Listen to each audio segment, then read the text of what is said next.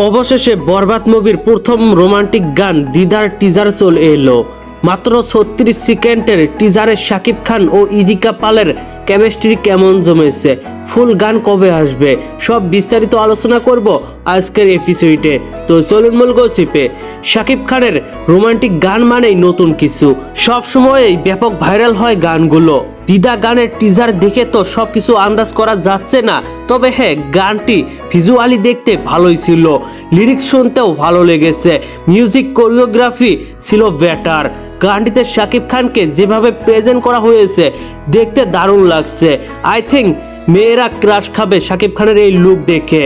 গানটি দেখে মেয়েরা শাকিব খানের প্রেমে পড়ে যাবে আবারও। যাই হোক, পুরো গান আসার পর বিস্তারিত আলোচনা করা যাবে।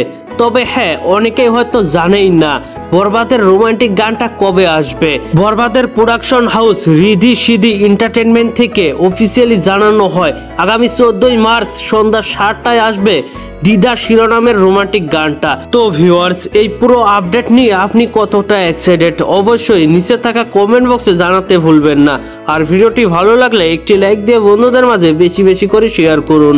ধন্যবাদ পুরো ভিডিওটির সঙ্গে থাকার জন্য।